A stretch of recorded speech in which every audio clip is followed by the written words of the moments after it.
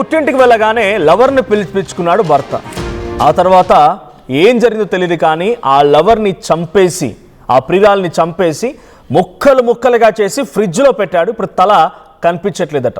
హతమార్చి ఫ్రిడ్జ్లో 2 మూటలు గట్టి పెట్టిన తర్వాత స్వయంగా మళ్ళీ ఆయన వెళ్ళి పోలీస్ స్టేషన్ లొంగిపోయాడు. ఈ సంఘటన వైజాగ్లో జరిగింది. వైజాగ్ ఎల్బీ నగర్లో జరిగింది. రవీంద్ర అనేటువంటి ఒక నేవీ ఉద్యోగి తన మాజీ పరిచయమైనటువంటి ఒక మహిళతో ప్రేమ వ్యవహారం కొనసాగించాడు. సో దానికి సంబంధించి before I continue with the breaking news, this content had some disturbing visuals, viewer description is advised. ఈ కాంటెంట్ మూల కొంత కలవరపాటు గురి చేసే అంశాలను తగు జాగ్రత్తలు తీసుకోమని ఆర్టీవీ హెచ్చరిస్తోంది. వైజాగ్ ఎల్బీ నగర్లో ఈ దారుణం జరిగింది. ఇక రైట్ సైడ్ ఫోటోలో కనిపిస్తున్నటువంటి ఆ అమ్మాయే రవీంద్ర ప్రియురాలు. సో రవీంద్ర నేవీలో ఉద్యోగం చేస్తున్నాడు, టెక్నీషియన్గా పనిచేస్తున్నాడు. సో తన భార్య ఇటీవల పుట్టింటికి వెళ్ళింది. అటు భార్య పుట్టింటికి వెళ్ళగానే రవీంద్ర ఈ అమ్మాయి మౌనికని తన ఫ్లాట్ పిలిపించుకున్నాడు. సో ఇద్దరికి ముందుగానే పరిచయం ఉంది, పెళ్లి కంటే ముందే పరిచయం ఉంది. ఆల్రెడీ రవీంద్రకి పెళ్ళయింది కూడా. సో అయినప్పటికీ ఆ మౌనిక అనేటువంటి అమ్మాయిని, తన ప్రియురాల్ని ఇంటికి పిలిపించుకున్నాడు రవీంద్ర. ఆ అమ్మాయి ఇంటికి వచ్చింది. సో ఆ తర్వాత ఏం జరిగిందో తెలీదు.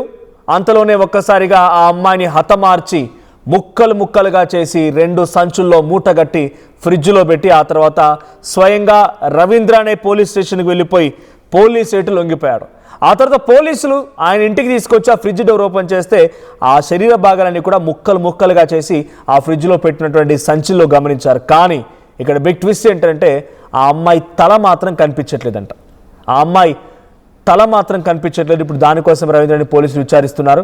సో విజయనగరం జిల్లా రాజాంకు చెందినటువంటి చింతాడ రవీంద్ర నావీలో టెక్నీషియన్గా పనిచేస్తూ ఉన్నాడు.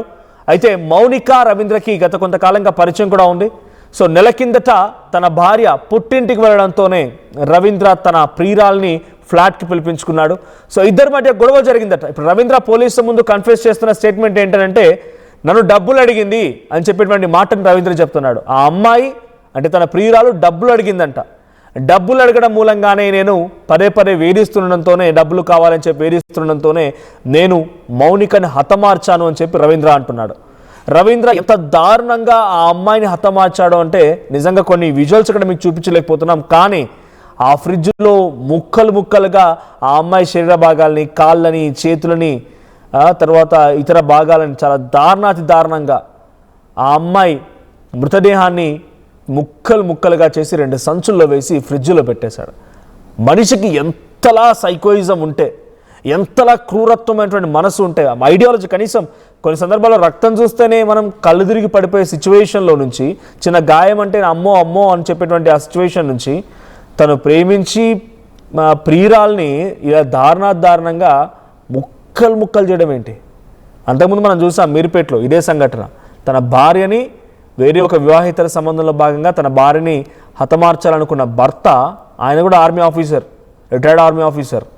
సో దారుణంగా హతమార్చి కుక్కర్లో ఉడికించి తర్వాత పొడి చేసి, గ్రైండర్ వేసి పొడి చేసి చెరువులో పడేశాడు. ఇక్కడ దాదాపుగా అదే మాదిరిగా రవీంద్ర ప్రయత్నం చేయబడినట్టు కనబడుతోంది. సో చాలా దారుణంగా ఆ అమ్మాయిని చేతులు, కాళ్ళు, మొండం అన్నీ వేరు చేసేసి ముక్కలు ముక్కలుగా ఫ్రిడ్జ్లో పెట్టేశాడు. ఈ వార్త చెప్పాలంటే కూడా కొంత ఇబ్బందిగా ఉంది ఊహిస్తేనే. సో ఒక్కసారి అక్కడ సంఘటన స్థలంలో ఏం జరిగిందో ప్రతినిధి తెలుసుకునే ప్రయత్నం చేద్దాం. సో ప్రతినిధి రామచంద్ర సిద్ధంగా ఉన్నారు ఫోన్ లైన్లో. రామచంద్ర, ఏం జరిగింది?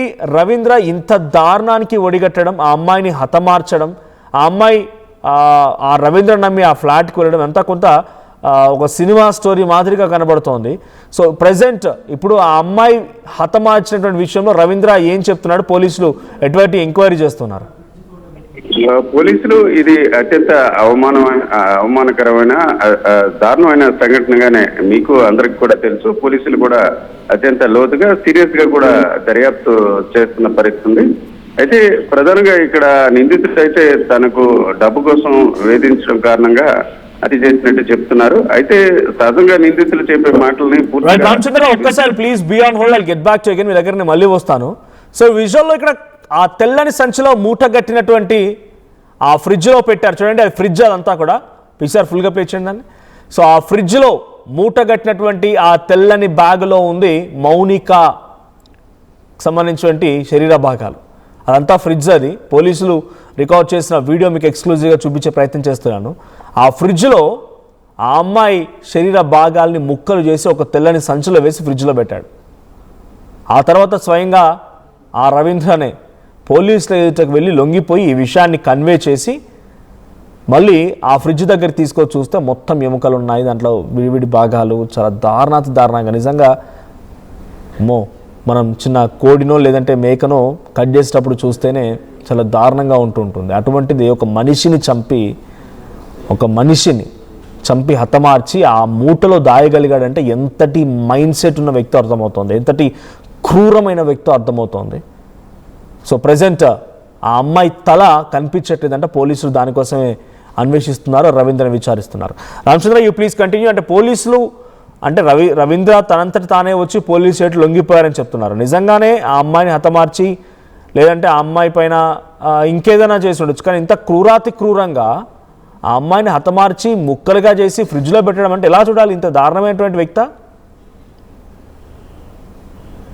అని మనం ప్రత్యేకంగా చెప్పవసరం లేదు. అంటే ఒక ప్రపంచం అత్యంతమైన క్రూరత్వం ఏదైనా ఉందంటే ఈ రకంగానే ఉంటుంది అనడానికి ఒక నిదర్శనంగా చెప్పుకోవచ్చు. నిందితుడు రవీంద్ర అయితే తనకు డబ్బుల కోసం వేధించడం వల్ల ఈ రకంగా హత్యకు పాల్పడినట్టు చెప్తున్నారు. అయితే సహజంగా నిందితుడు తప్పించుకోవడానికి కొంత జాలి ఇట్లాగా కొంతవరకు ప్రజల్ని డైవర్ట్ చేసే క్రమంలో ఇలాంటి మాటలు చాలా సందర్భాల్లో చెప్తారు. మరి కాసేపట్లో దీనికి సంబంధించి స్పష్టత ఎంతో కొంత వచ్చే అవకాశం ఉంది. అలాగే నిందితుడు కూడా నేరుగా లొంగిపోవడానికి ముందుగా అతని పథకంలో లేదు. ఈ హత్య అనంతరం అతను తన స్నేహితుడు ఎవరైతే ప్రస్తుతం విజయనగరం జిల్లా, గతంలోని శ్రీకాకుళం జిల్లా పాలకొండ నియోజకవర్గంలో తన సొంత గ్రామం, ఆ గ్రామంలో ఒక స్నేహితుడికి ఫోన్ చేసి ఈ రకంగా తాను మౌనికను హత్య చేసినట్టు చెప్పారు. అయితే అతను తనకి చెప్పడం కంటే పోలీసులకు వెళ్ళి లొంగిపోవాలని సూచించాడు. అప్పుడు అతను గాజువాక పోలీసులకు వెళ్ళి లొంగిపోయాడు. సహజంగా చూసుకుంటే ఈ రకం అంటే కారణాలు ఏమైనప్పటికీ ఒక అక్రమ సంబంధాలు, వివాహేతర సంబంధాలు ఉన్న దశలో ఘర్షణలు జరగడం, వాగ్వాదాలు జరగడం జరుగుతుంది. ముఖ్యంగా చూసుకుంటే రవీంద్ర అనే వ్యక్తి వివాహితుడు, ఆమె అవివాహితురాలు. సహజంగా పెళ్లి విషయం కావచ్చు, లేక తమ మధ్య ఉన్న వ్యవహారం బయట తెలిసిందని ఇతర అంశాలపై కొంత ఘర్షణ సహజంగా జరుగుతుంది. కానీ నిందితుడు ఒక డిఫెన్స్ ఉద్యోగి, అంటే ఒక బాధ్యత గలవైన ఉద్యోగి శాఖలో పనిచేసినప్పుడు కూడా ఇతను అత్యంత అవమానకరంగా ఈ హత్య చేశాడని స్పష్టంగా చెప్పవచ్చు. ఇప్పుడు మీరు విజువల్స్ లో చూసారో ఒక నిందితుడు అంటే నేరాన్ని కప్పిపుచ్చే ప్రయత్నం స్పష్టంగా చేశాడనే మనం చెప్పుకోవచ్చు. ఇంత దారుణానికి ఒడిగట్టడం గల కారణం ఏంటంటే ఆ అమ్మాయిని తన భార్య నెల రోజులు అవుతోంది పుట్టింటికి వెళ్ళిపోయి, ఆ తర్వాత అమ్మాయిని పిలిపించుకున్నాడు. ఆ అమ్మాయి ప్రియురాలుగా ఉంది. సో ఏంటి ఆ అమ్మాయిని ఎంత దారుణం, కేవలం డబ్బుల కోసం హతమార్చాడా? అతను డబ్బుల కోసం హతమార్చాడన్న విషయంపై స్పష్టం లేదు. ప్రస్తుతం నిందితుడి మాటల్లో ఏంటంటే గత కొంతకాలంగా వివాహానికి ఇటీవల కాలం అంటే తొలి డెలివరీకి భార్య వెళ్ళింది. ఈ దశలో ఇటీవల కాలం నుంచే ఈమెతో ఆమె అతనికి రవీంద్రకి ఈ సన్నిహిత సంబంధాలు ఉంటూ కొనసాగాయి. అయితే తరచూ డబ్బులు అడుగుతుంది, డబ్బుల కారణంగానే గొడవ వస్తుంది. ఈ రోజు కూడా నిన్న కూడా అదే రకంగా ఇద్దరి మధ్య వాగ్వాదం జరుగుతూ కోపంతోనే హత్య చేసినట్టు నిందితుడు అతని స్నేహితుడికి చెప్పినట్టు తెలుస్తుంది. అయితే సహజంగా హత్యలు కొన్నిసార్లు విచక్షణ కోల్పోయి దశలో కొట్టడం ఏదైనా చేయడం జరుగుతుంది. అయితే ఆ తర్వాత అంటే సంఘటన అనంతరం అతను శరీర భాగాలు అలాగే నేరాన్ని కప్పిపుచ్చే ప్రయత్నం చేశారు. ఇది ఖచ్చితంగా ఒక అత్యంత ఘోరమైన అంశం మాత్రమే కాకుండా నిందితుల్లోని నేర ప్రవృత్తి స్పష్టంగా కనిపిస్తుంది. సహజంగా చాలా సందర్భాల్లో ఇలాంటి నేరాలకు పాల్పడినప్పటికీ నేరం అనంతరం నిందితులు లొంగిపోవడం కావచ్చు, లేకపోతే పారిపోవడం కానీ చేస్తారు. కానీ ఇతను ఆ రకంగా కాకుండా మృతదేహాన్ని దాచే ప్రయత్నం చేశాడు. ఆ దాచే ప్రయత్నంలో భాగంగా శరీర భాగాలు కొన్నింటిని ఫ్రిడ్జ్ లో పెట్టడం, మరొకటి ప్యాకింగ్ చేసి బయటకు పంపించే ప్రయత్నం చేశాడు. మీకు తెలుసు ఇప్పుడు కూడా ఆమె తల భాగం ఎక్కడ ఉంది అన్న విషయం కూడా తెలియని పరిస్థితుంది. ఈ దశలో పోలీసులు దర్యాప్తు చేస్తున్నారు. మనం కూడా ఇక్కడ ఆర్టీవీ అన్ని రకాలవి కూడా తన వంతుగా అంశాలను బయట ప్రజలు అలాగే ఇతర అంశాల ద్వారా నిజాలను బయట తీసే ప్రయత్నం చేస్తున్నారు. అయితే సహజంగా ఈ విషయంలో మాత్రం మనం మౌనిక కుటుంబ సభ్యులను కూడా కలిసే ప్రయత్నం చేస్తున్నాం. మౌనిక విశాఖలోని కైలాసపురం అనే ప్రాంతంలోని శాలిగ్రామపురం అనే ప్రాంతంలో ఆమె చెందిన వ్యక్తి. దాదాపు 26 నుంచి 28 సంవత్సరాల మధ్య వయసు ఉంటుందని తెలుస్తుంది. ఈ దశలో సహజంగా ఒక యంగ్ వేరు, ఒక మిడిల్ ఏజ్ వేరు, సహజంగా ఒక మిడిల్ ఏజ్ కి దాదాపుగా అంటే 28 సంవత్సరాల మహిళ అంటే ఖచ్చితంగా కొంత మిడిల్ ఏజ్ కి వచ్చే పరిస్థితి ఉంటుంది. అలాంటి దశలో కూడా ఒక ఆర్మీ ఉద్యోగితో వివాహేతర సంబంధం అంటే పెళ్ళైన వ్యక్తితో సంబంధం కొనసాగించడం ఇవన్నీ కూడా ఒక అంశాలు కూడా బయటపడుతున్నాయి. అయితే కారణాలు ఏమైనప్పుడు కూడా అంటే వివాహేతర సంబంధాలు కావచ్చు లేక ఇతర కారణాలు అవ్వచ్చు, కారణాలు ఏమైనప్పటికీ నిందితుడు అత్యంత పాశవికంగా ఒక మహిళను హత్య చేయడమే కాకుండా హత్య అనంతరం శరీర భాగాలు ప్యాకింగ్ చేసి పంపడం ఇదంతా కూడా అత్యంత క్రూరం. ఆ మనిషిలోని నేర ప్రవృత్తి స్పష్టంగా మనకు కనిపిస్తుంది. ప్రస్తుతం నిందితుడిని పోలీసులు విచారిస్తున్నారు.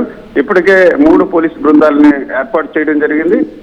ఒక పోలీసు బృందం ఇప్పటికే నిందితుడు చెప్పిన మాటల్లో వాస్తవం ఎంత అన్నది తెలుసుకునే ప్రయత్నం చేస్తుంటే మరొక బృందం పోలీసు ఆ ఇంటి ఏదైతే కీర్తి అపార్ట్మెంట్ గా గాజువాక డ్రైవర్స్ కాలనీ పక్కన ఉంది ఆ కాలనీలోనే అతని అపార్ట్మెంట్ లో కూడా సోదాలు చేస్తున్నారు. నిందితుని మాటలను పూర్తిగా పోలీసులు విశ్వసించే పరిస్థితుల్లో లేరు. నిందితుని విచారించడం ద్వారా కొంత వాస్తవాలు ఎక్కువ మొత్తం వచ్చే అవకాశం ఉండదు కాబట్టి ఆ క్రమంలో పోలీసులు 3 బృందాలుగా విచారణ కూడా కొనసాగిస్తున్నారు. కొంత స్పష్టత మనకు ఒక గంటలోనే వచ్చే అవకాశం ఉంది. ఎందుకంటే నిందితుడు ఒక ఆర్మీ ఉద్యోగి కావడం అలాగే అతను కూడా నిర్భీతిగా ఉన్నాడు. నిందితుడు నిజాన్ని దాచే ప్రయత్నం చేయొచ్చు కానీ హత్య చేశాను అన్న విషయం మాత్రం భయం లేకుండా చెప్తున్నట్టు మనకున్న పోలీసులు చెప్పే మార్పు బట్టి తెలుస్తుంది. ఏదైనప్పటికీ ఈ చింతాడు రవీంద్ర అంటే ఇప్పుడు ఉమ్మడి జిల్లాకు చెందిన ఈ వ్యక్తి చేసిన ఘోరంపై ఇప్పుడు చర్చ కొనసాగుతుంది. Thank you Ramachandra Rao. సో మొత్తంగా వైజాగ్ ఎల్బీ నగర్లో ఈ దారుణం జరిగింది.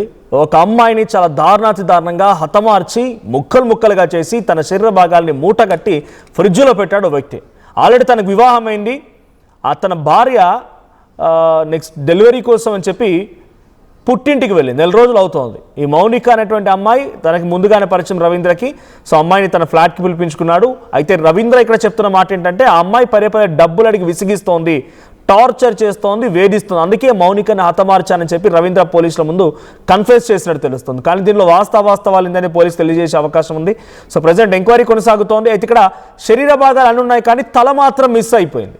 సో తలని ఎక్కడ పడేశాడు, ఎంత క్రూరంగా ఆయన ప్రవర్తించాడు అనేది మాత్రం ఇక్కడ కళ్ళకు కట్టినట్టుగా అర్థమవుతోంది రవీంద్ర నిర్వాకం అనేది.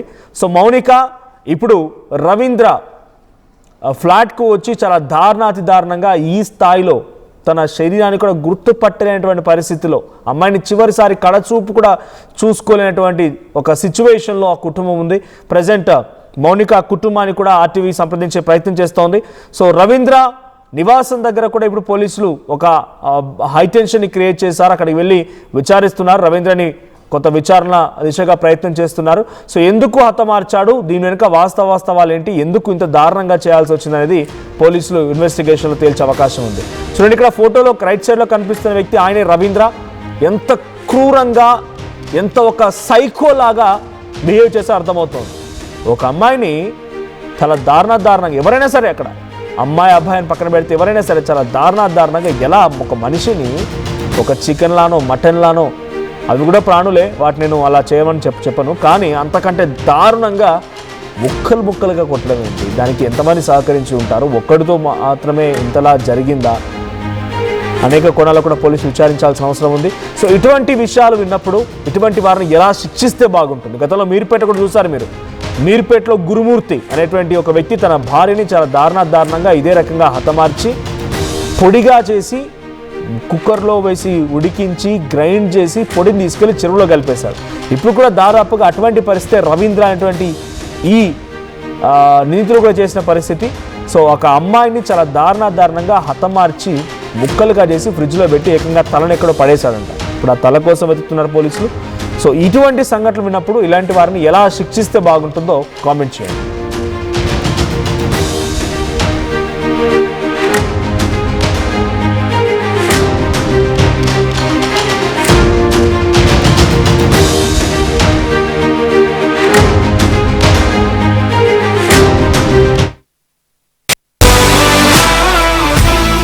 Bringing the industry expertise to the classroom.